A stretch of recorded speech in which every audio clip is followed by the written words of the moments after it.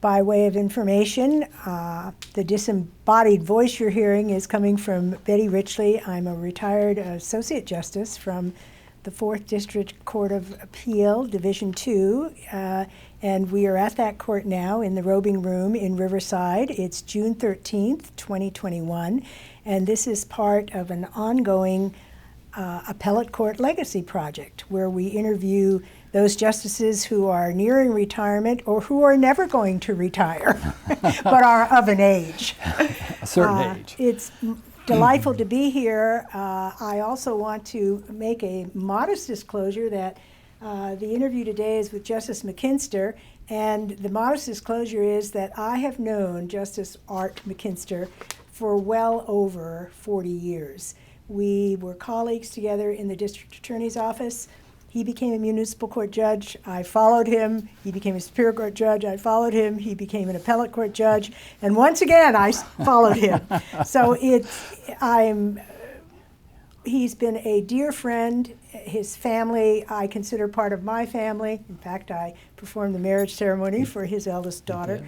And we have been great colleagues for well over 40 years. So it's a delight to be here to interview you today. And I'm so pleased that you agreed to do this. I can't think of anyone else that I would rather have do this because our career path has been so similar, and we have been good friends. And I think that leads to the collegiality, the importance of collegiality, and how well we have gotten along. So I want to thank you for doing this for me. It's been fun and it's a pleasure. Well, we're going to start, as I mentioned with Justice Ramirez earlier today, we're going to do a Dickens approach, and we're going to go back to your beginnings, as in David Copperfield. Okay. And if you could give us, I know that you're not a native Californian. Many of the judges and justices in this state were born here, but you come from Oklahoma. And if you could give us a little bit of a biographical sketch. All right.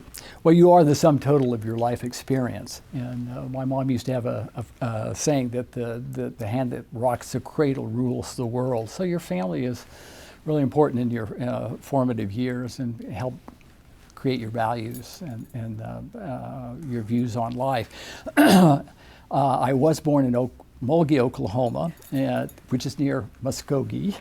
If you'll recall Ray Craig from our public defender days, that was from Muskogee, and it's reminiscent of that song. And so it's kind of unusual to have someone coming really from the heartland. My mother was the 7th of 10 children. My dad was, I'm not sure where he was in the lineup, but he was one of 12. And when his mother passed, there were 4 more. So your parents, like mine, were of that greatest generation that Tom Brokaw wrote about. And they lived through a depression, and then they went off to fight Nazis. And they had a tough time, but no one ever really complained. If you asked, what were the times like? All they would ever say is, tough times. And so my dad had wanted to be an electrical engineer, but he had to drop out of the University of Colorado for the one of $100. And so I think part of the formative years, it was never if you go to college, it's when you go to college. My mother was a housewife, a homemaker, I guess we call them now. I have 2 older brothers who have passed now. My older brother was the first to go to college, and he was sort of leader by example. We talk about mentors, and I really think that the best mentors are just people who inspire you and lead by example. So it was just natural as the little brother, my brother was 12, almost 13 years older than I was, that he got married when he was 19, went to the University of Redlands, but he had to go to San Bernardino Valley College. And then went to Johns Hopkins for a year for his dental school after he graduated from the University of Redlands, came back to Loma Linda to finish there. I offer that in part because you have an older brother who is also a dentist, and very similar backgrounds. They both love to hunt and fish. I did not get that gene. I enjoyed fishing, but I didn't do that. So I grew up in San Bernardino. My folks after the war, my dad came home from the war. That was 1945. I was born in the summer of 46, and the leading edge of the baby boom. But my formative years were all here in the Inland Empire. Our court services 3 counties, Inyo, San Bernardino, and Riverside counties. So I started kindergarten all the way through high school. I went to Pacific High School. One of the things that our presiding justice innovated was taking the court to high schools. And I know that a number of our colleagues claimed that they were the first, but that is not correct. Manuel Ramirez decided that we would hold court at various high schools, both in Riverside County and others. And then one day he picked Pacific High, which is where I graduated from, and both my daughters graduated from. So it was sort of interesting to go back, and you see that the demographics have changed a lot since I was there. And so we see a lot of Hispanic kids, minority kids, and it was kind of fun going back. Manuel sprung something on me where he would like to say a few things to you. And I was like, what am I going to say? And I looked at the kids, and I says, I was a working class kid who was able to do something. And I sort of offered that, and my wife went to Pacific High School. She was 2 years behind, but I did not know her. It was one of those, in California, we had the largest graduating class for 3 years running in the whole state. So even your own class, there were 1,000 people, you didn't know everyone. So we've done that, and I'm still very much a product of the Inland Empire. So, and that's part of my DNA. What led you to college? Where did you go to college? And then finally to law school. And your wife Della is one of the most refined, elegant, talented ladies I have ever met. And tell us, in that context of high school and college and law school, when you and Della met and got married. My dad was a self-employed electrician, and my big brother, who became the dentist, went to Valley College. We call them, as junior college, we call them community colleges now. And I was told very early on that I needed to do that the help would come for the final 2 years. And so I spent 2 years at Valley College, which was the only college in the area. Chafee was here, and the college in Redlands was not there then. So it was the only show in town. I felt a little cheated, I'll be honest, because a lot of my friends were going off to four-year schools and doing that. And I did have buddies that were in the same boat I was. They're blue-collar kids, and they we were at Valley College together. And then a couple of us, for the final 2 years, went to Los Angeles. I was going to go to UCLA, and I switched at the last minute because this was the Vietnam War time. And where did you end up going? I went to USC, Yes, so. going to major in business administration. I always admire all these kids. As I knew from 6 years old I wanted to be a doctor, or I wanted to be an architect, I wanted to be a veteran. I never knew what I wanted to be. All I knew was that there were times that sometimes it was hard. My dad in the business, the money would come in sometimes and it wouldn't others, and I thought that I wanted some stability, and I think every generation wants their kids to do better than they did. And so I thought, well, I'll major in business administration, and I switched to SC because during the Vietnam War, the Academic Senate voted, and they said that business administration was not worthy of the University of California, and they terminated it. And it was going to terminate when I was supposed to graduate. And I was naive. I thought, well, what if I got behind? How would I ever do this? So I scrambled and I said, well, what else? So there was USC, which has a good business school and a good graduate business school. And so I switched that, but I had to tell my parents something very bad news, that SC had changed its tuition. They had raised it. Of course, SC is private and UCLA is a public institution. Yes, and the tuition was going to go on a semester basis from $500 to $600, which was actually a pretty huge issue. So I wound up going to USC, graduating. I applied to the UCLA School of Business, Anderson School of Business, and been accepted. And as a lark, I decided that I would apply to law school. My brother, who was a man about town, I asked him, the dentist, what's a good law school? So he conferred with some of his drinking buddies at Porter's. And you know where Porter's is. It was across the street from the courthouse in San Bernardino. The courthouse, kind of an infamous place in many ways. So a lot of attorneys, when they were waiting for jury verdicts, would go there. When the jury was out, they would have to call them at the bar to bring them back. I avoided the place like the plague. He said, well, some of the folks I know all went to Hastings. It's a good school. So I applied to Hastings, strictly on a lark, and was accepted. And then I had to make a decision.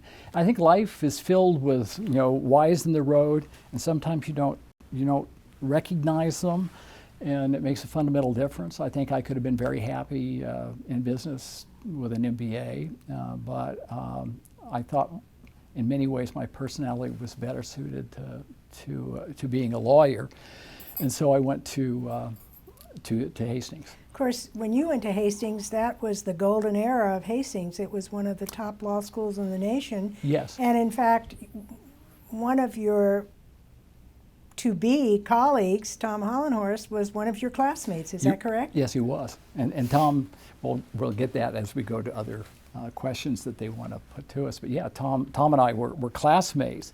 He was married at the time, so we weren't real close. But we had classes together. And I think the single students had a different lifestyle than we're all had our nose to the grindstone. But I think the married students in particular were going a different way. Do you remember when you were at Hastings, were there any of the professors there, because that was when Prosser was teaching there, that influenced you, or you felt sort of embedded in you a grain of legal or judicial philosophy in retrospect as you look back on it? Well, they were all characters. At that time, there was something called a 65 Club. And it was from a time when there were mandatory retirement ages.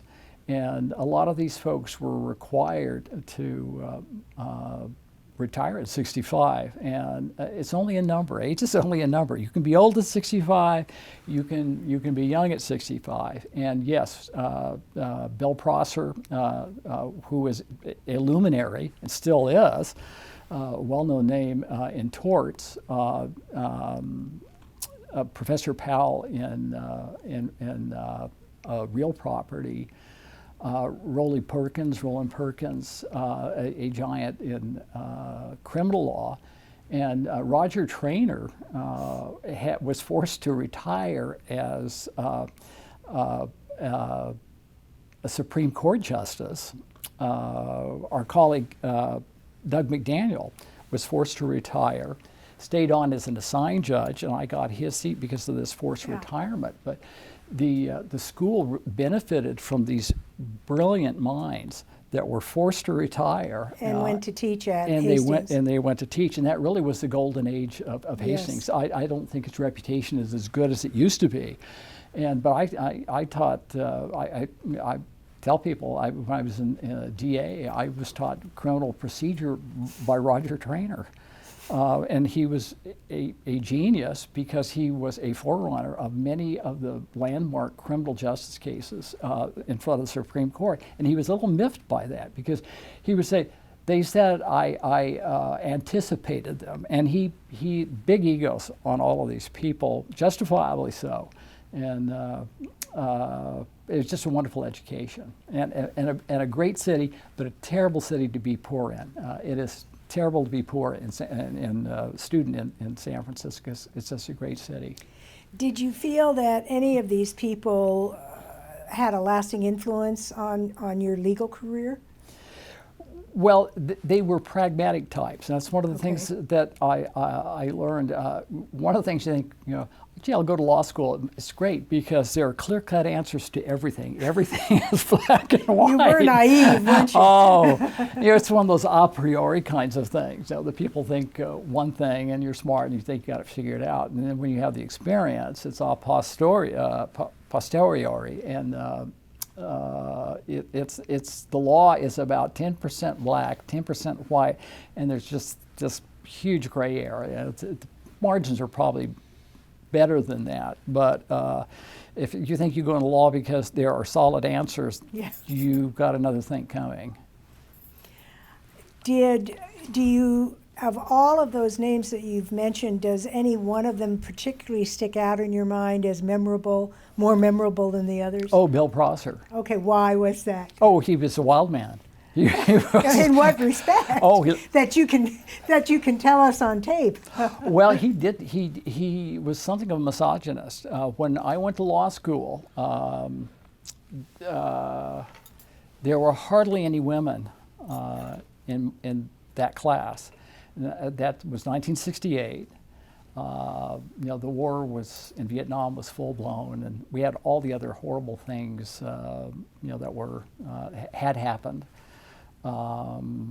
Assassinations of presidents, of Martin Luther King, 2 months later, Bobby Kennedy, and even on the other side of the spectrum, George Wallace was put in a wheelchair by being shot. They were just really terrible times, war protests and all these things that are there.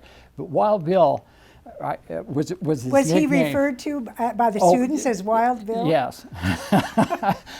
And he resented women being there, and he was not the only one. I think there were, the attitude was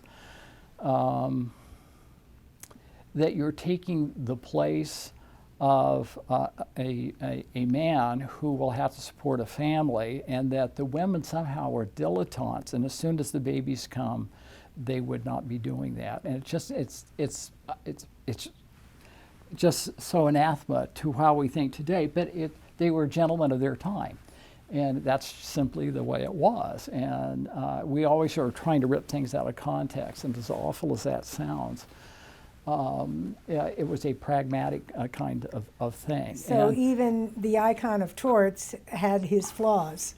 Well, oh gosh, I have a story, but I can't repeat it. Okay, we won't. Where he called out some young lady, and it's the kind of thing that would get you fired today.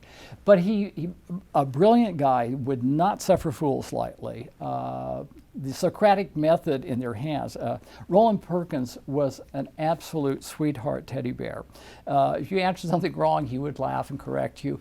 But if you did it in front of Prosser, it was like having someone in front of the company and having your sword broken, your epaulets ripped off, and it was you were just to be reduced to nothing.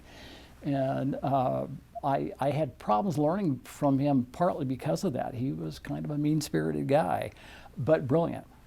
Mean-spirited but brilliant.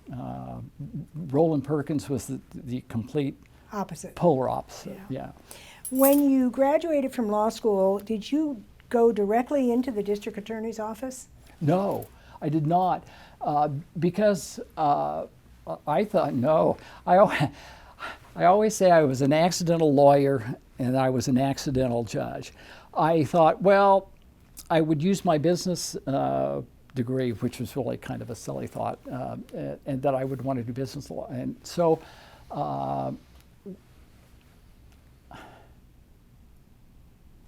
probably related.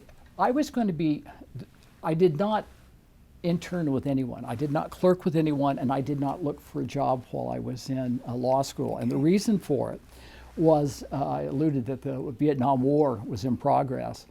And for the time that I was in college, the first 4 years, I had a deferment. Once you were in graduate school, you did not have a deferment. And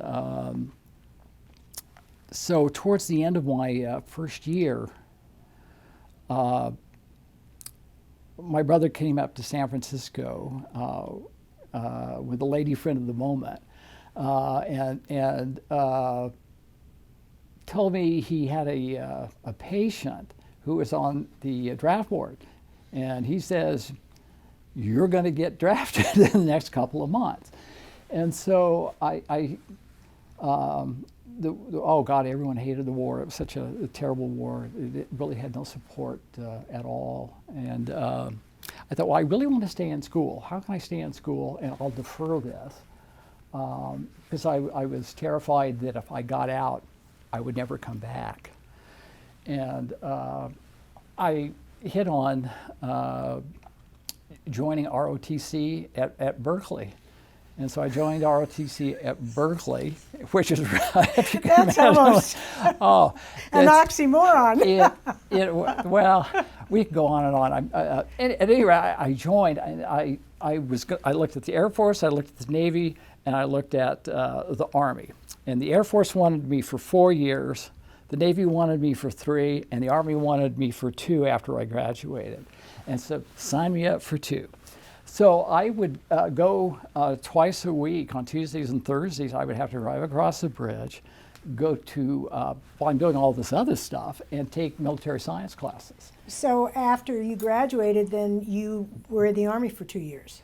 Well, that's what I thought, and that's why you asked me, what did I do? What did you do? Well, it's a long way around to get there, as I want to do, because where everyone else was, working with law firms and trying to, get attention so they could get jobs and stuff, that was not open to me because they were not interested in hiring someone to work at a law firm when you were going to be gone for 2 years. They did not want to expend that time or effort. So I did not do that, and that was not a path open for me.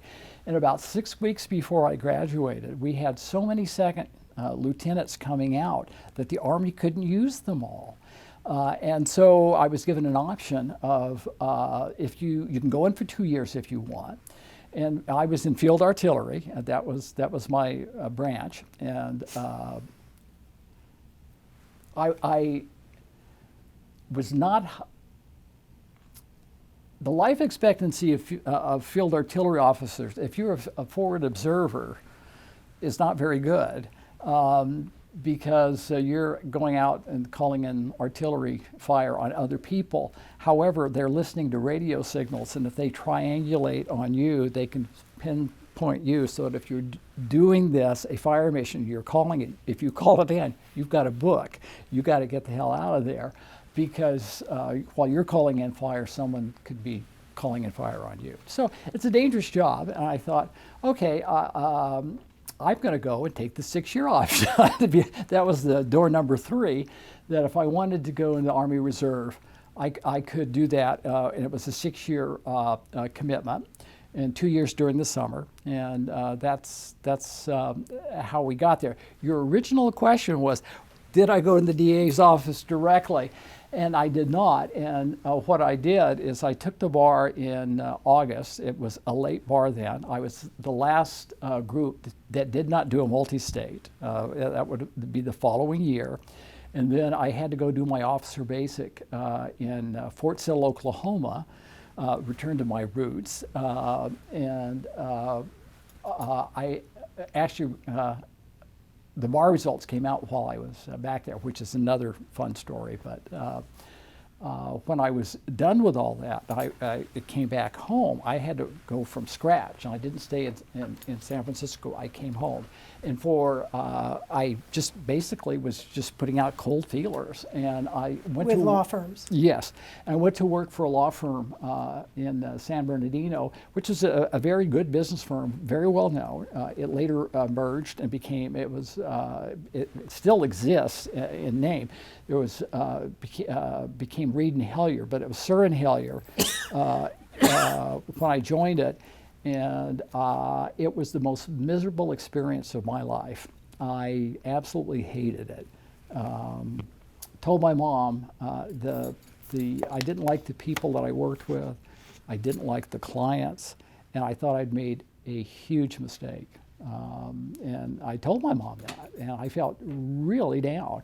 And so I said, well, what am I going to do with myself? Should I go back to business school, or should I use my law degree in that way? And I, on a lark, the DA was wanting to hire some people, and I thought, I was the kid in class that hated to get up and recite. And I still don't like doing speeches. I do a lot of things. I'm good extemporaneously, but I hate giving speeches. I don't like the time put into it. I don't like teaching because I find it stressful. You have to put, you're a teacher, all the time that you put outside, and is this still going to be good enough? So I thought, okay, I will do this. I will go over.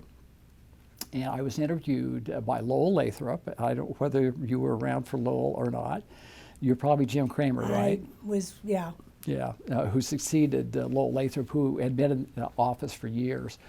And Kitty Pike and Clark Hansen went through an interview, and that was on I think I did that on a Wednesday. I quit on a Friday, and I was hired the following Tuesday. You mentioned my wife. I always circle back. I remember the question. So my wife and I was hired, but they would not bring me on board for almost 6 weeks. Part of it was because I had my 2-week summer military requirement, the annual training. So they didn't want to bring me on because they'd have to pay for me.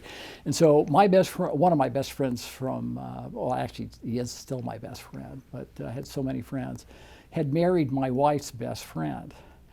But when they got married, I didn't know Cindy. I was studying for the bar, and I could not fly down to San Diego where they got married. So I went to see my buddy Bill after I got home from Officer Basic, and met his wife for the first time, apologized, and I literally didn't have 2 nickels to rub together for the flight.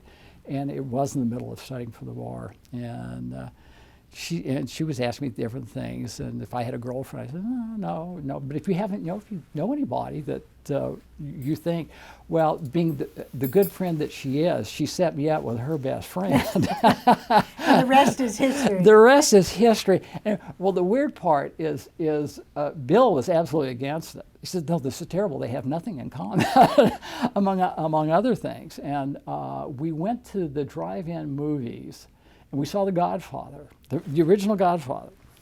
And I thought, I saw, man, she is really pretty. And our colleagues here, Bart Gott, Jim Ward, and all this, we always made jokes. We were always so collegial, and we did things as a group. We had we went to dinners, had fun times together. We all decided that we had all married up. And that's the way I feel about Dell. I married up, and the terrible part was the 2 people in the back. They're looking, and so you're not really in a position to talk or do a lot of things. So when we got done, Della was teaching in Long Beach. She's a special ed teacher, so. They got Bill the following weekend. She was coming back, and Bill called me and says, Bebop, which was my nickname that he gave me, Bebop, do you want to mess around? I thought, what? This is like when 7th grade. That's what we would say. I said, sure, what do you want? Well, come over to the house. We're going to do such and such. And they arranged to have Della just happened to drop by and all this stuff. So I asked her out, and a year later we were married.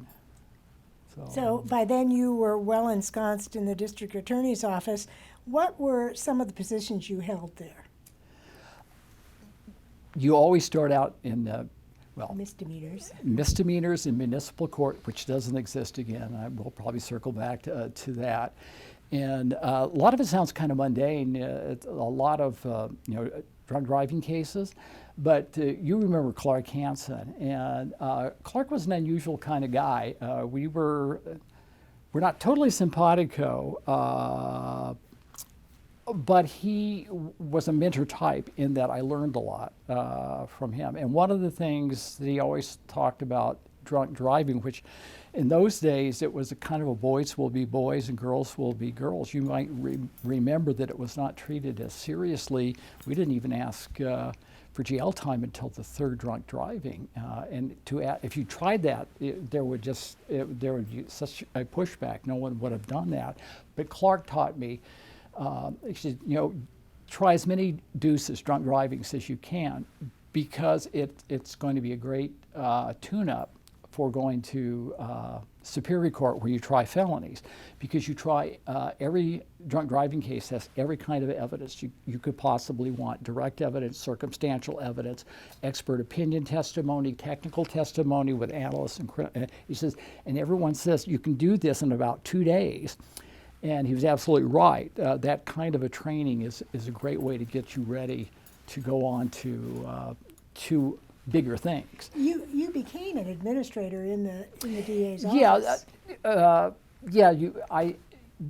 You do misdemeanors, and then you do felonies, and everything the cat can drag in. I mean, just from homicides to commercial burglaries. And yes, and I think can't remember. They made me a supervising DA. And they put me in charge of the central courts, the municipal courts. And I also had 4 or 5 justice courts, which don't even exist today. That's right. And that's another thing we can come back to. What have we seen and how things have changed? But huge county. San Bernardino is absolutely huge county. You can drop 3 or 4 states, the smaller states, into the county. I was told when I joined the office it was the largest county in the world. Yeah, certainly in the United States. Certainly in the United States. Yeah, and I thought Alaska would be different, but no, we were, and there are funny stories just dealing with how you would staff a county that went all the way from 30 miles from LA to Needles on the border, and all the way to Nevada. And just a huge county, and trying to all these outlying courts, especially justice courts, and that's a funny story all into itself. But I did that, and I think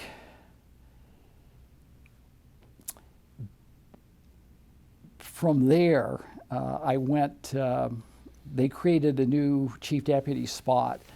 And there were 3, and the way the county was set up, it was divided geographically into thirds. And the central was San Bernardino and surroundings. There's the high desert, which really is probably 70% of the county. And then there was the West End, as we called it, which is Ontario, Rancho Cucamonga.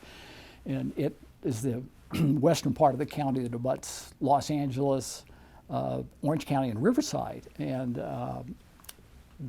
they were having a problem, and with the chief deputy was there, and he was very close to the DA at that time, and they had to effectively find a place for him because there were some problems. And I've always said most problems aren't competency problems; they are people problems. And so they created a chief deputy spot, and it's supposed to be open and promotional. Everyone can apply. But the district attorney came in, and I was working on something, and he told me, we're opening up this spot. And he said, you will apply. I said, okay. I think they went through some motions, but I got that position.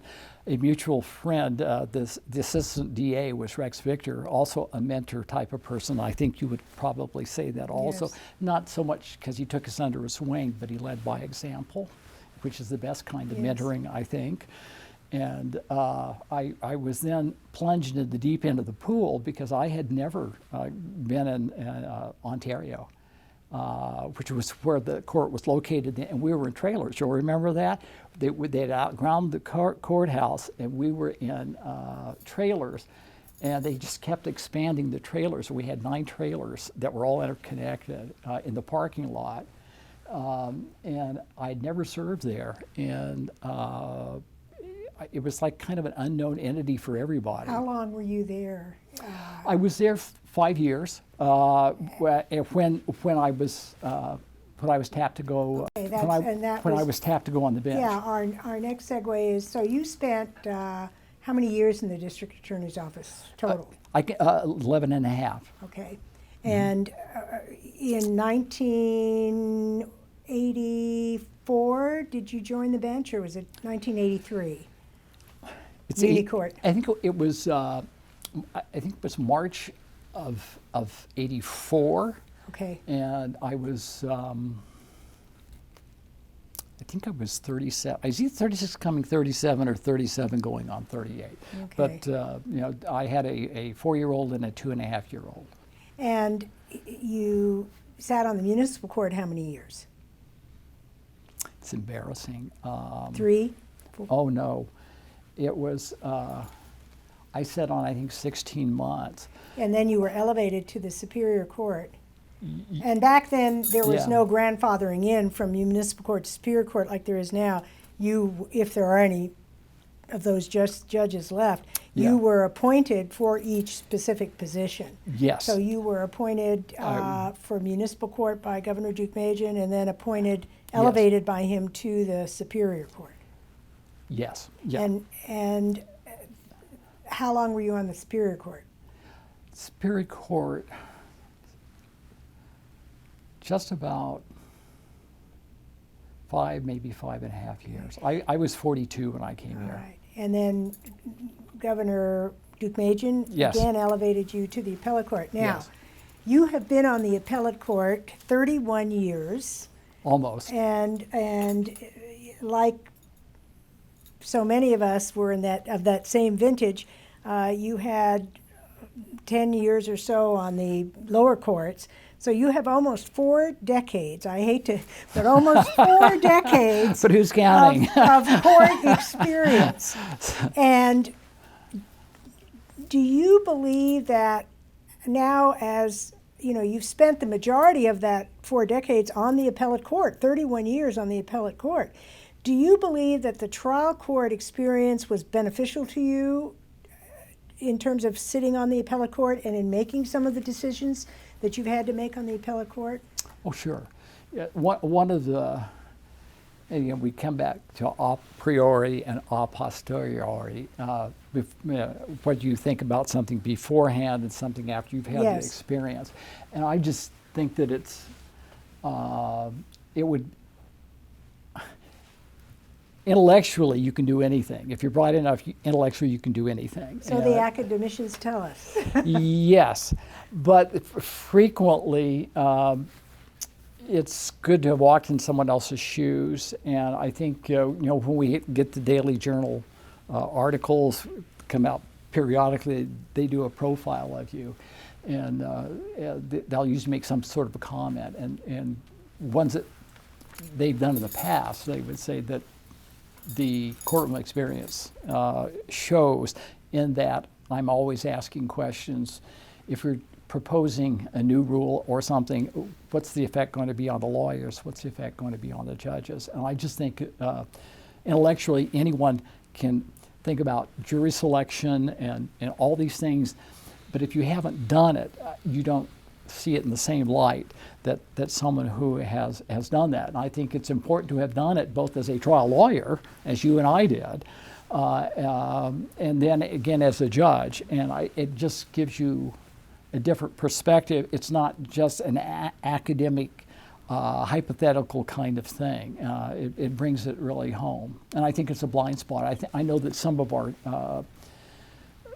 Supreme Court justices have never really tried a case. And and we get to sit in the Supreme Court periodically. And I've done that 3 times now, and it's always kind of fun.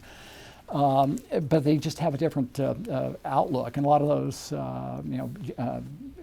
we've just left the Jerry Brown era where these are all Yale graduates and highly qualified, academic, brilliant people. And there's a different approach, I think. I think there's something to be said for blue-collar kid who worked hard and is fairly smart and has had some experiences other people have had. You can learn from those people. The trial court gave you or gives you a different perspective, but it also, to some degree, influences you in your decision making. Sure. No, I'm always thinking, if we're coming up with a rule, how is a judge going to handle this? What's the effect on the lawyers? And from an academic, it's so be it, so let it be done. They wave the magic wand. Of the 3 courts that you have participated in as a bench officer, which has been the most pleasurable experience? Oh, they've all been fun, but for different reasons. Our good friend, Rex Victor, who is very outspoken, he doesn't care. He'll always speak his mind. And he said, I don't care what I say. And he's a wonderful, revered judge, because you can't give me a job that I won't like. So if the PJ says, I'm going to punish you because I don't like whatever, I'll send you here, he will make lemonade out of lemons. And I feel kind of like that. You can't give me a job that I don't like. I may be terrified because I've never had the experience. I mean, when I went to juvenile court, I had skipped. They usually try to rotate you into juvenile, at least for the delinquency side, before the moving you up to superior court. I was moved up really quickly, and they said, we're not going to have that luxury. We need you now. And so when I was first sent to the dependency court, I said, oh God, I wish I'd had that opportunity.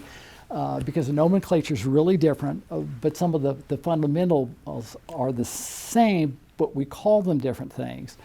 And you can't, it's a challenge. You come up to the challenge, but you're terrified when you're doing it. And I think we had a conversation about, we were both kind of nervous about doing this. And I never went to trial without really having terrible butterflies. You prepare and you prepare and you prepare, but you and I, when we were doing cases, there was no rights of discovery in the DA. There are now.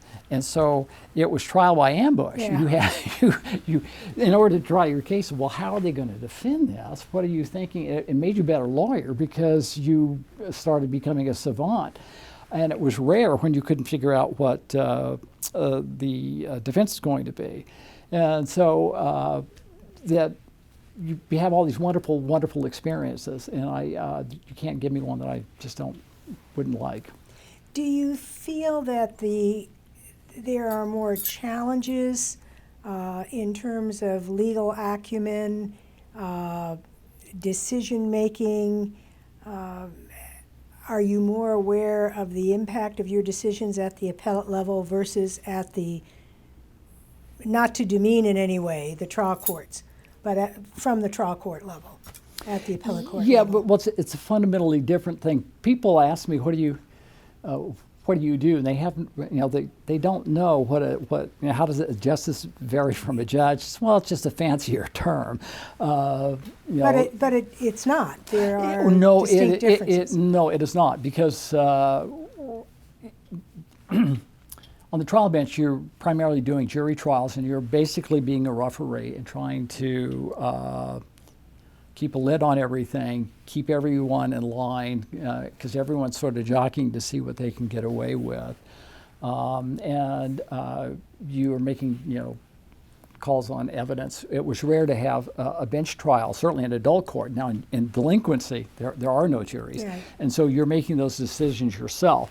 So you're not really a decision maker on the trial court. You're more or less a traffic cop cum referee. You see all this stuff, but when we get to this level, and I always tell people, he says, well, what do you do? I said, well, we don't do juries. They always seem surprised. And I said, I'm only actually on the bench a couple of times a month. And they seem, well, lazy? What are you doing? And and I always tell them, you've been to jury service, you see what's going on there. And when you get to where we are doing autopsies on everything that occurred down there. And when someone is unhappy, criminals get a appeal of it as a matter of right. Civil suits, it's their choice to decide if they want to pursue all this stuff. And there's a feeling that somehow we can do whatever we want to do. It's de novo. We start anew, everything gets pushed to the side, and we can do whatever we want to do. And obviously, unless the issue is purely legal, it's not de novo. And so we have to use these various standards of review and how we approach something. And frequently you'll look at a case and I'll see a criminal case and say, my God, how did the DA ever get a conviction in this case?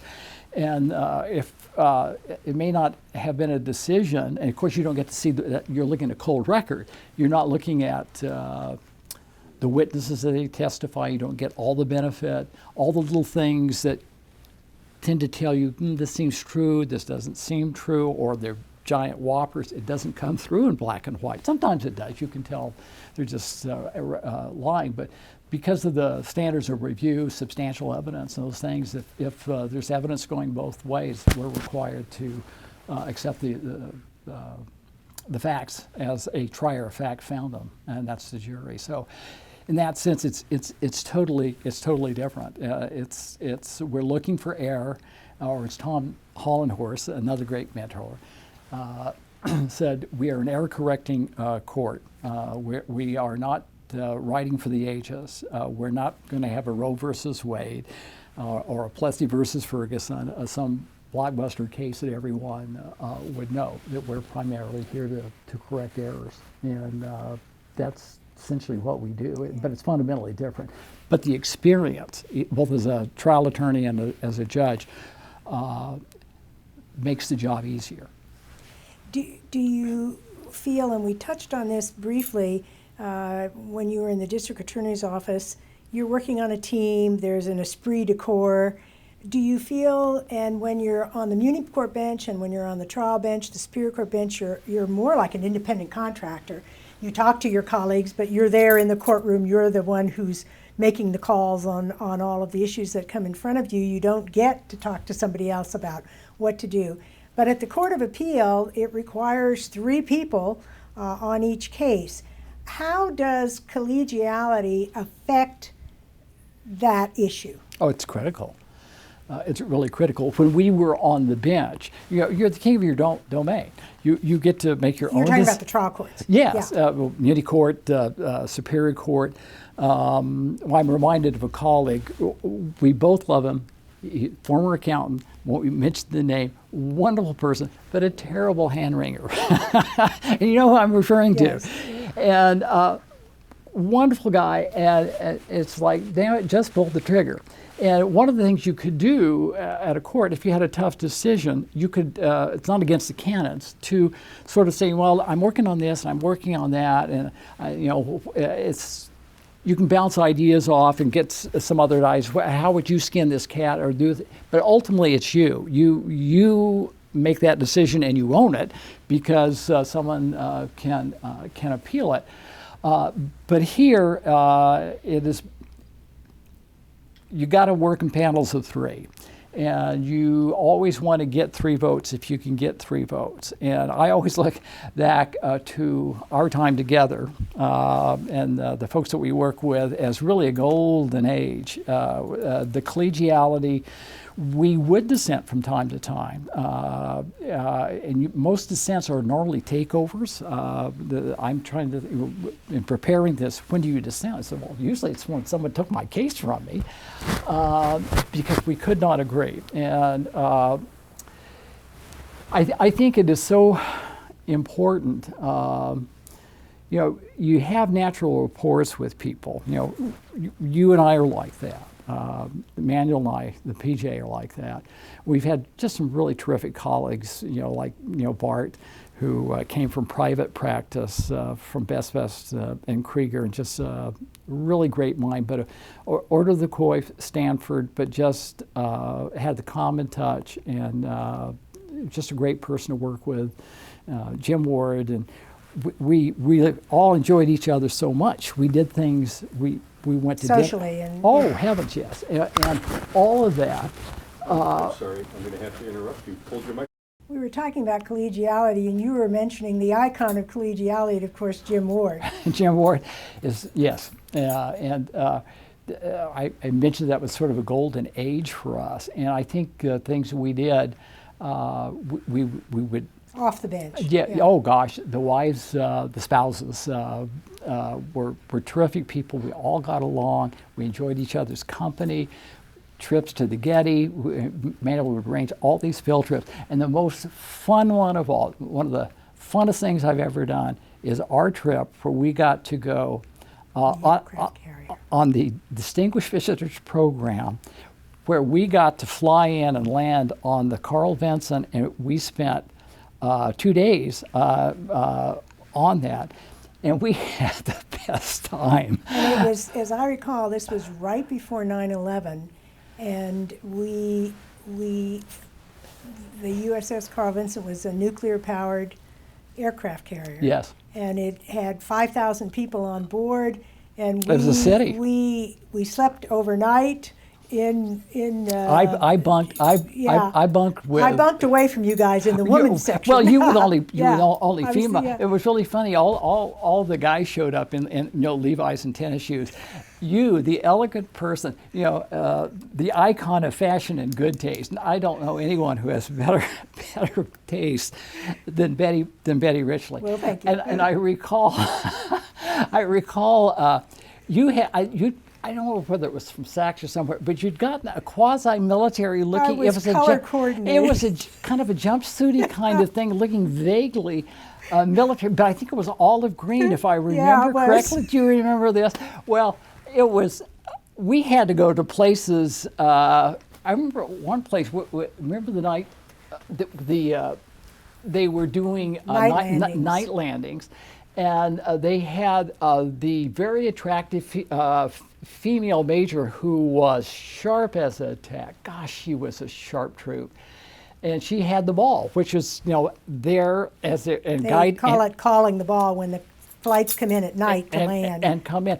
Well, we had, if you remember, we were off to the edge, and you look down, and we were like 14 feet. You can see water. Well, and stuff. we were 50 to 100 feet above the ocean because it was 10 stories. It was, Yeah. but they had to move us, but we had to climb over Yes. some stud. Do you recall that? You rolled me onto the tarmac. I did. It was like, it was so funny. But when you got up, because I said, Betty, I'm just going to have to give you a shove. And I just Yeah. gave you a shove. And you were kind of rolling around, and you got up in this beautiful outfit. Covered in tar. It was covered in tar. Absolutely covered in tar. Those were good And trips.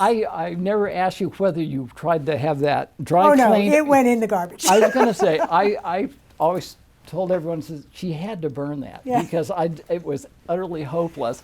But that was the kind of group that we had, and it made, I think we could work out most of our differences. But we still had dissents, and there was... Yes, there were. In fact, I just had a Vociferous case opinionating about had a Franklin issue, and it was actually the prior opinion was take over from me. You and Manuel took it over from me on a Franklin issue, and happily, you guys got reversed by the Supreme Court.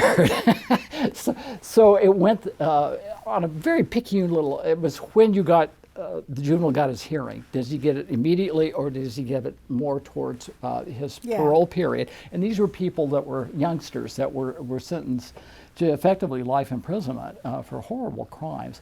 And I took the position, no, that it should happen now while it's fresh. You guys took a different view, perfectly reasonable, and someone has to resolve it, and that's what the Supreme Court is there to do.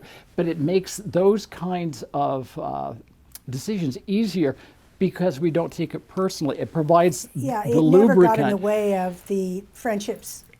Yeah. Right, and it was never taken personally. And the and that's collegiality. not always the case. Yeah. That's not always the case. Sometimes it can be done in ways that harm relationships or impede establishing a relationship. And I think that to the extent people get along just on a friendly level, even if you're totally different people, there are ways.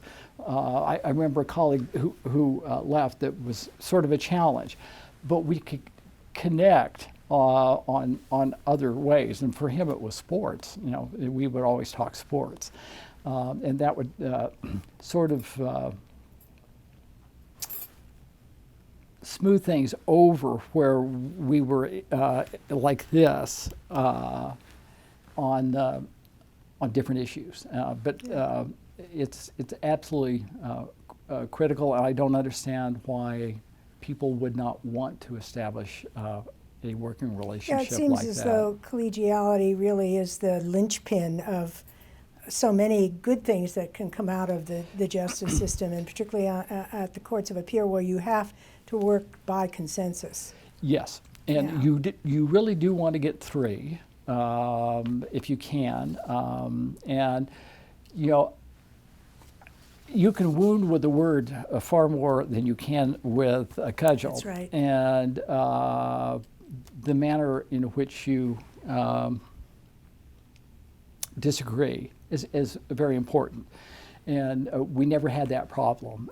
And typically, when there are problems, it's because of issues like that. And I think it's just a critical mistake for people not to develop a really good working relationship. You have natural rapport with some people, and you can always find some point of rapport with people that are, you know, much different that you would not normally have a natural rapport with. But this thing of I'm going to sit in my ivory tower and not, I just want to communicate in writing, that's not a good way to proceed.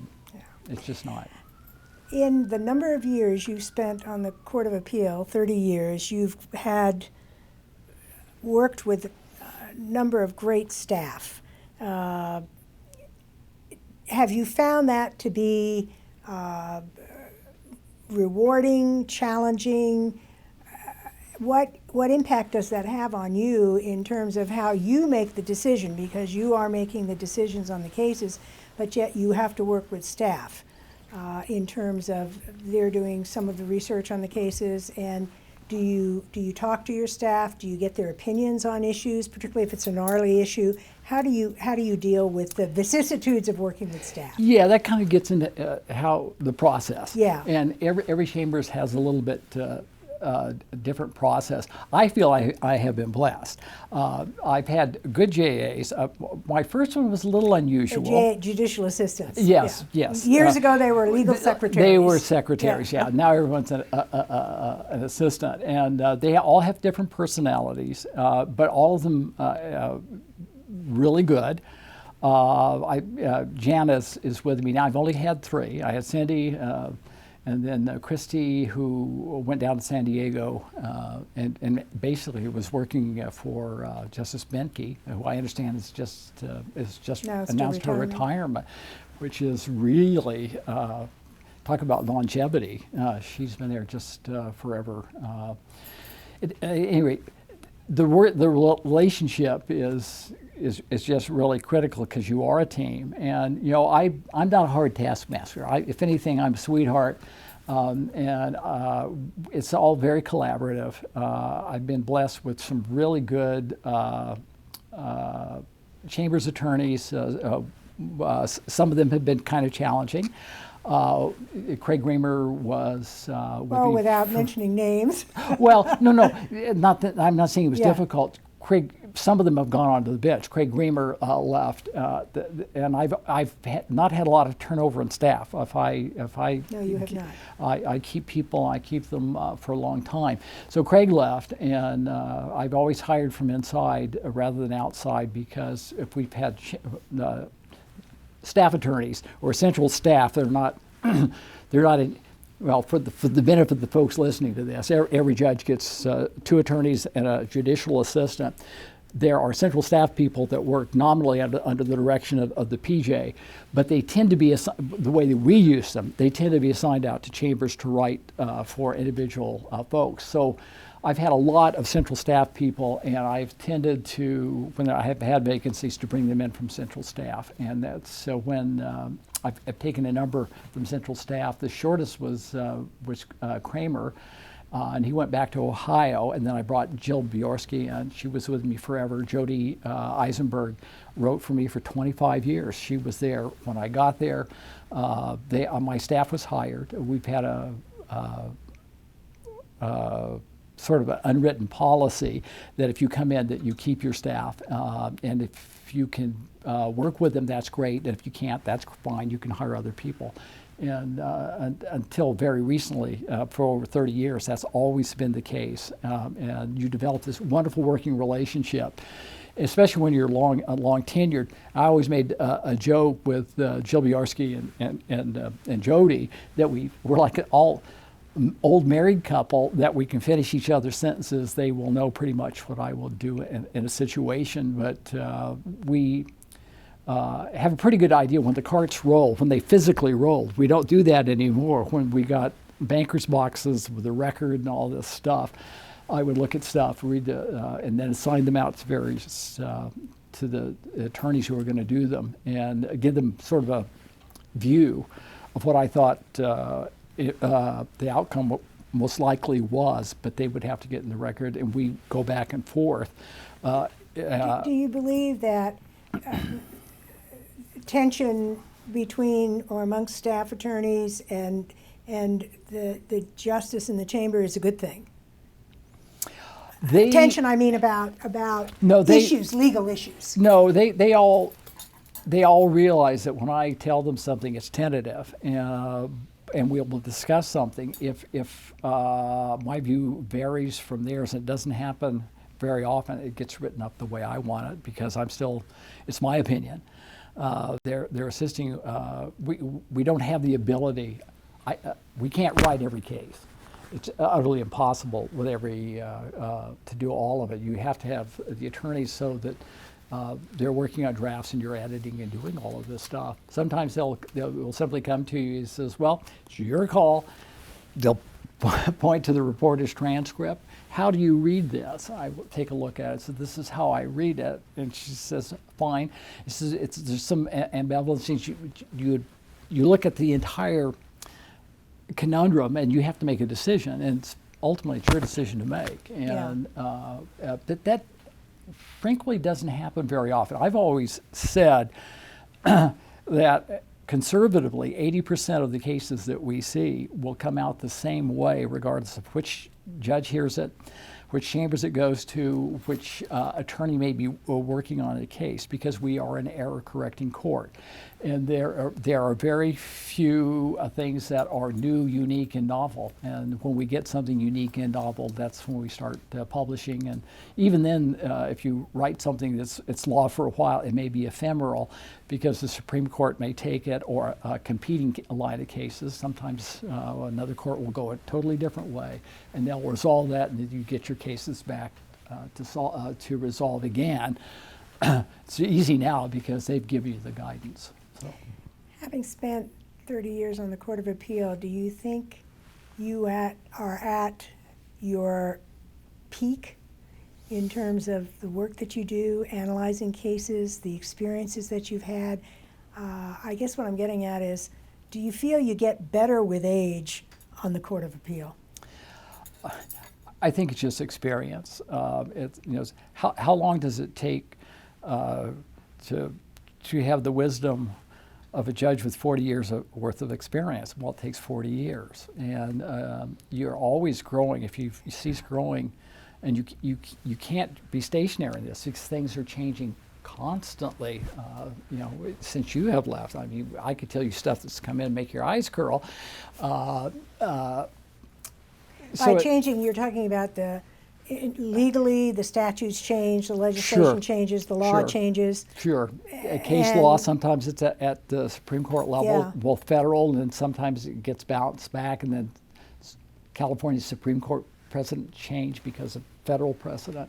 So if this is not a place to come where, gee, everything's clear cut, it's changing constantly, and so that keeps you mentally alert. I recognize the number on my odometer, and I will stay as long as I can do the job, I think, depending on my health and my wife's health, because she has a few problems. Do you feel that the COVID period of time and the changes that have allowed the court to continue to work because of the technological changes, that that's been a positive thing, or do you think there should be a return to normalcy and people need to get back into the court and we need to have oral argument? The lawyers need to come in and argue their cases in front of the court. The public needs to have a place to come in to see that argument. How do you see what has happened with COVID and the technology affecting the future of the appellate courts for brick and mortar buildings and That's an excellent question, because in this long time I've been here, there have been all kinds of changes. The actual structure of the courts have changed. We've alluded to the fact that there were justice courts, and there were municipal courts, and there were superior courts, and DCAs, and Supreme Court, and two of those courts have just totally evaporated. The technology, when I came on board, I did not own a computer. The first time I ever touched a computer, and they were new, was when I walked into our court when we were in San Bernardino, and there was this with thing. the cockroaches and the alley rats. Oh, it was terrible. And there was this huge monitor with Wang written on it. And of course, Wang was the bee's knees, and it no longer even exists. So how things change. I looked at it and I said, well, it's it or me. And I knew I was going to have to do this. But, I sound like a fossil. I don't know who will be the audience for this, but I mean, we span an age where we had landlines. Right. It was even kind of unusual to have mobile phones. We remember phone booths with working phones. Oh yeah, no, it's always fun to watch. Old movies, but the technology has just changed things so much. We are in COVID. Whoever's watching this, in fact, tomorrow, this is the first day I've been in this courthouse in 15 months. That's amazing. And when we worked on paper, when I mentioned about we do autopsies, but when a case is over, civil or criminal, the clerk's office has to get the record together, the reporter's transcripts, the clerk's transcripts, all the stuff, and it comes in large boxes, banker's boxes if it's a big case. And when we'd work on cases, we call it the carts rolling, and you would get your load of cases for the month, and it would literally come on a big cot, and they're banker's boxes. And that's the way it was done. And if if you wanted to work on a case, you loaded your banker's boxes into your car and you took it home. And it's a godsend, given this pandemic that we've had to work through, that a few years back, everything went to electronic documents. But for that, we would have come to an absolute screeching halt.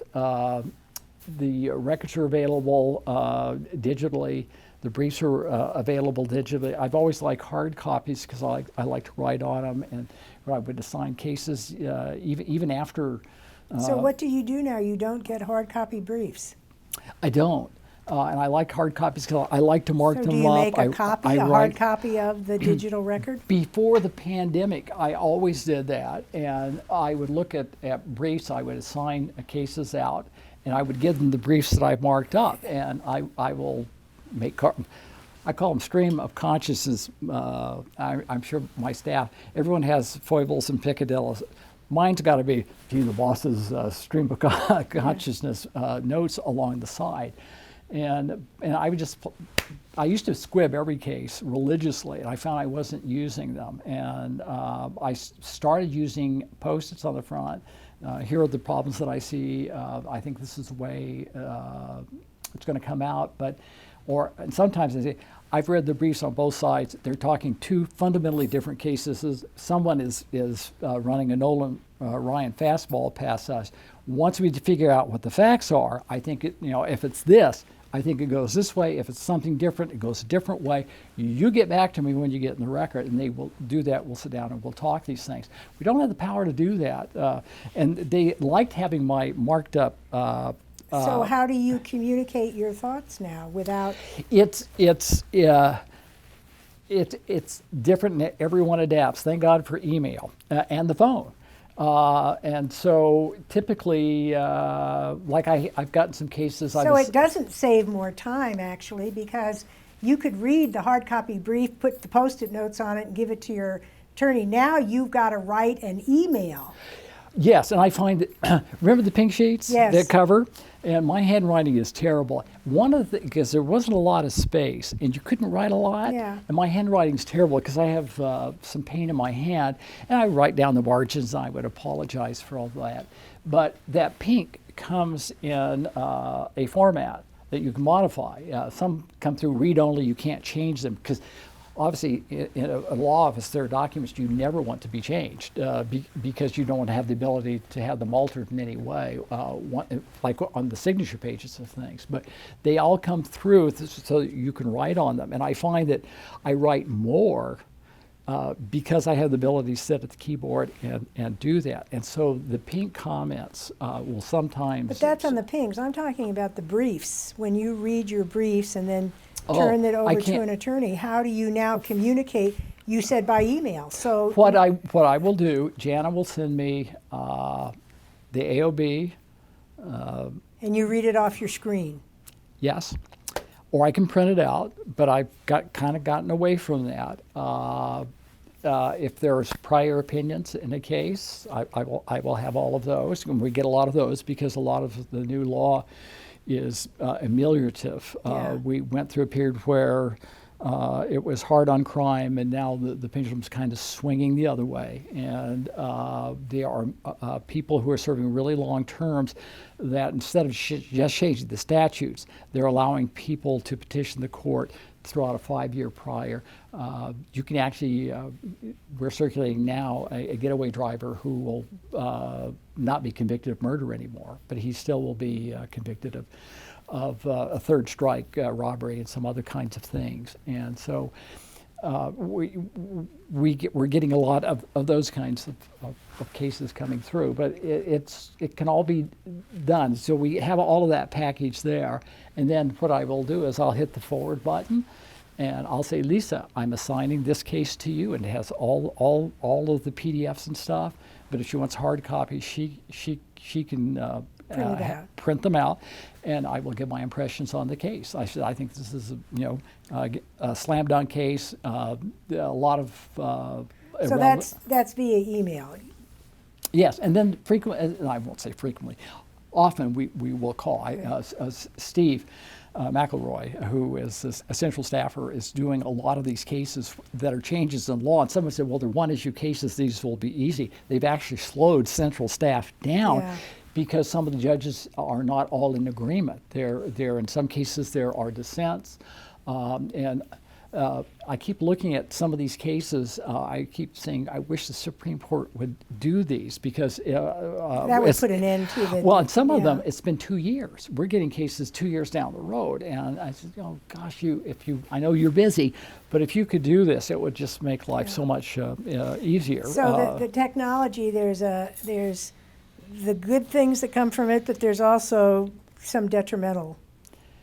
aspects of it? Well, the detrimental is not being here. I think Okay. it's important. I've been with my staff again. Jody left. I brought Jorge in from central staff, and I think it's important to still be here. I think part of it is the working relationship. Sometimes you'll just walk out, and sometimes you'll talk a case. Sometimes you'll just talk about a current event or something. It's just important to be able to do that. To connect. Sure. Well, how are things going? Well, my son's engaged now. How wonderful! All of that is important. It sounds like a waste of time. It is not. It is. It's what keeps us all working together. On the same track and not at cross purposes. Do you think that if you look at what's going on today, the legal issues that are coming up before the court, if you tie that together with the changes in society, changes in mores, attitudes, do you think that the court is on a stable foundation, or do you think that there's the possibility that all of these changes can erode the stability of the courts? Well, again, institutional memory, long time here. I have seen lots and lots of changes, and it's like the republic, it'll always stand. The courts will always stand. There are hard times. I've seen this pendulum swing back and forth based on whichever way the social and political winds are blowing. It's one thing to look at the voting for people. It's a different thing when legislatures are passing laws that incorporate these kinds of things. But when you and I first started, I joined the DA's office in '72, and in 1973, Jerry Brown, in his first iteration, we went from indeterminate sentencing to determinate sentencing. Mm-hmm.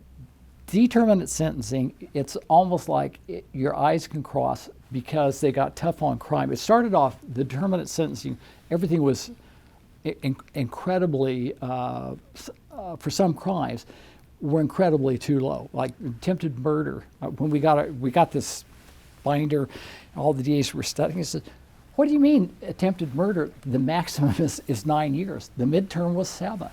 A use of a weapon would only get you 1 year. If you use a weapon and injure someone now or kill them, it's 25 to life on top of whatever the other is. So we have all these add-ons and things that everyone got really tough on crime. Now we're in a position of the legislature's trying to undo some of this stuff. And some of it, I think, is well taken. I think for some crimes, you don't need 25 to life, I think, on a petty theft. Even if you have done burglaries in the past or robberies, people can disagree with that.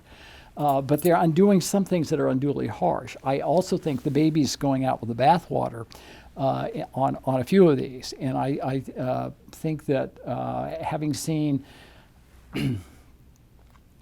again, going back to the '82, the preamble to the determinate sentencing law, it says rehabilitation is no longer the object of the penal system, and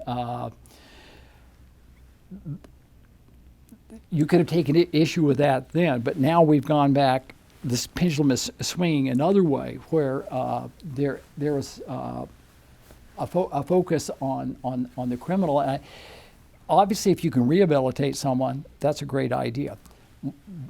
Tom Hollenhorst, one of the great lines he had, he says the problem with rehabilitation is it presumes that someone was formerly habilitated. And so there are people who you can rehabilitate, and there are others, I think, that are just stone sociopaths you can't do. They are dangerous, and hopefully with age they become less so, but it can't be one size fits all on either side of the spectrum.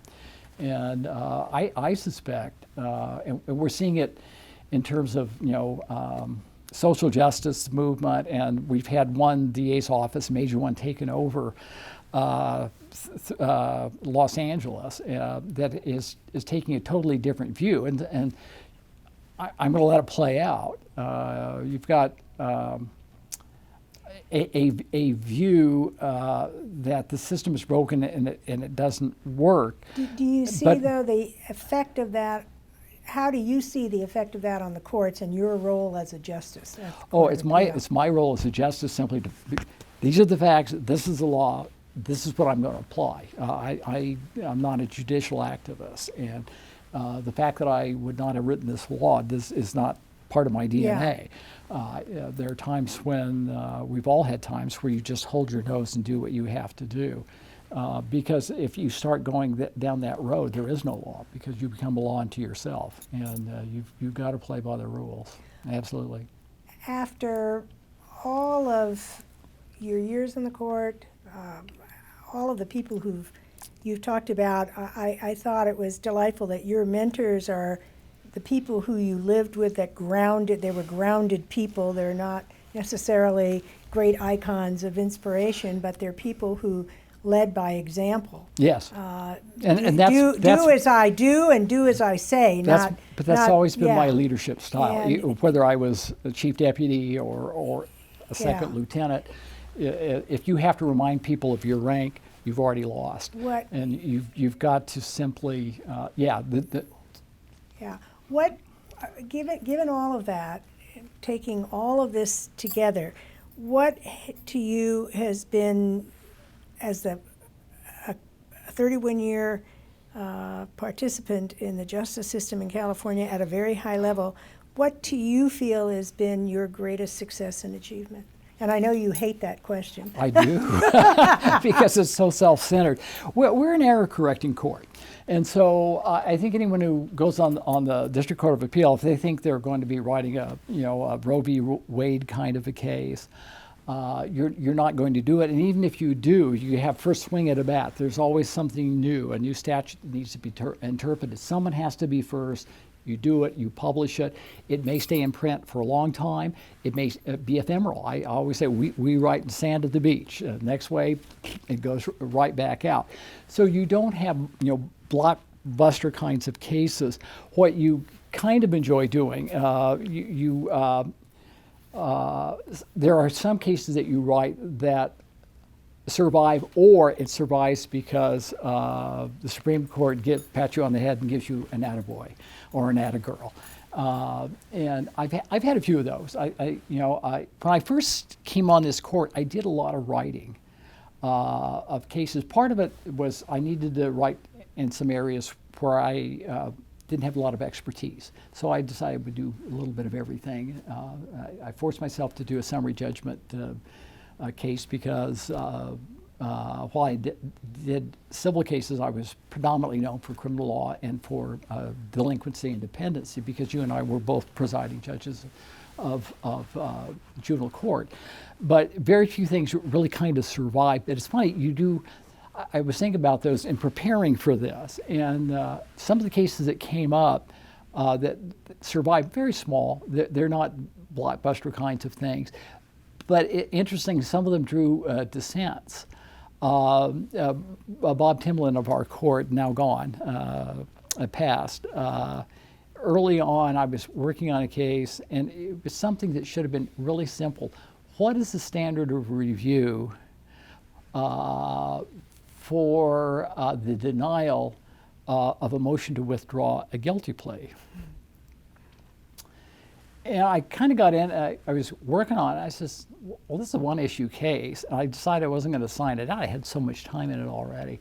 So I wrote this case, and Tom was number 2, and Bob Timlin was number 3. And Bob Timlin was a very scholarly kind of guy. But things would go there, and he would have to ponder and think about them before you got them back. And I'd gone through it was like following a thread. And the law changed at some point after the turn of the last century, and the wording changed, and thereafter, every case followed this wording change. Anyway, it came back that the standard of review is by clear and convincing evidence. So went to Timlin. He wrote a dissent that was like 4 or 5 times, and it went back and forth, and back and forth, and back and forth. And Tom, I finally went to Tom. I said, I'm not responding to this anymore. He said, I'm going to gut this case. And another great bit of advice is that sometimes your best work winds on the cutting room floor. That has survived. And one of the oddities of it is that the Supreme Court has said this is the standard, but it wasn't the issue in the case, and cases aren't authority for issues not done. And it was Nipsa Dixon. And he took total issue with this, and it was kind of an ivory tower kind of thing. And intellectually, he was probably having a great time with it. But that case still stands. Another case that I did that I enjoyed, I got to working on it, and I didn't assign it out, was I wrote a case called Vargas. And the issue was, can you waive your right to appellate review? And there weren't any extant cases on that. So I had to go to federal case, all kinds of things, and wrote that. And it was on the books. It was never taken. The review was denied. But in Panazant, the Supreme Court took it up. And no one cites Vargas anymore because it was totally subsumed in Panazant. But I guess the reward, when you do and I've done a few of these, you get quoted. They lifted wholesale parts of Vargas and just quoted it the way they did. It's very satisfying to say, yeah, you know you got this right. There were other cases. It's funny, I keep coming back to cases that I personally wrote as opposed to asking help with a draft from someone else. I did another case called Sammy King that was a murder case, and I got into it, and I got too far into it, and again, well, I might as well keep it myself. And one of the issues, you remember the old Rosebird Court? There was a rule in Culbertson, and the rule in Culbertson was if you use a gun once, you could only be punished for it once. But they called once is like during the entire transaction. And Sammy King wanted to rob a thrifty store, and he went up to the man, and he killed the manager, shot the manager, and he shot another person, and they had left her for dead, but she didn't die. And terrible person. He blamed all this on his brother. They arrested his brother first. And the issue was, I complained that there should be 2 use allocations. There are 2 separate victims. They were separately punishable. But the rule in Culbertson had been there for so long. And I basically wrote a section that said the case is criticizing Culbertson, our legion. And I add my voice to it. There's no rational basis for doing this. And they took that case And overturned. to overturn their precedent, which is unusual. They do not like overturning their own precedent, but they will. And so but your reward for all of that. So I get a reversal, but you really win. Yes. you get the R next to your name, but we're changing the rule. They did that also in another case called Burks, where they had the Geiger rule. You can have lesser related offenses, not lesser included. And I reversed the case for failure to do that. They took that case, again, I got reversed, but they did it to overturn their prior precedent. And they threw out the rule in Geiger. So basically, on the whole, you have found your career to be rewarding, challenging. Has it met all of your expectations as our final I'm still having overview? I'm still having fun. And that's why you're still here. Yeah, well, there have been some challenges now. And again, most problems are people problems. And yeah, there are some challenges. And happily, I'm not alone.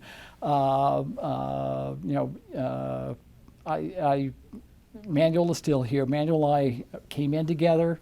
I don't know if we will leave together. That's right. You were appointed on the same day. Yeah. Our confirmation hearings were on, I think, December 27th. It was like a late Christmas present. And we went in, and Malcolm Lucas was there, the great Dan Kramer, who I think the world of.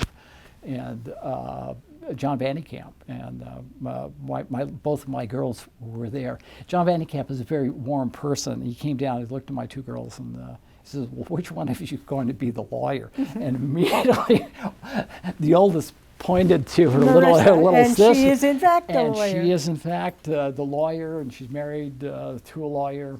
And oddly, her career was a lot of its research and writing. She worked for the 6th District. She wrote for Conrad Rushing, and she no longer does that. Her husband was a DA at the time. He's works for a well-known personal injury plaintiff's firm in the South Bay of San Francisco, and essentially it became, with COVID and all these other kinds of things, became important that she sort of subordinated her career for right now to his, because someone's got to get the babies back and forth to school and to preschool, and so so she was the one. I think I always thought, who's going to be the lawyer? And Lisa points to Marissa, and boy, she is. She's her daddy's girl. Well, it's been delightful talking to you. We've covered a lot of territory in not too terribly long a period of time. Yeah, probably too long. But I have appreciated the opportunity that you invited me to do this. I thank you so much for doing it. And to me, it's just kind of the frosting on the cake of such a long-term friendship and professional relationship. Yeah, it's friends talking to friends and great colleagues. And I thank you so much for doing this. So, and, I look at this. I'm wondering how this is going to be. What is this? Who's the audience for this? And I'm likening this to a message in a bottle that this is going to be thrown into the sea, and you don't know. Well, that's what makes it an adventure. You don't know. In 2021, there may be someone, plumbing the depths. I wonder what it was like 100 years ago on the Court of Appeal. Or maybe I'll have a grandchild or great-grandchild who might find this interesting. I hope so. All right. Thank you. Thank you so much.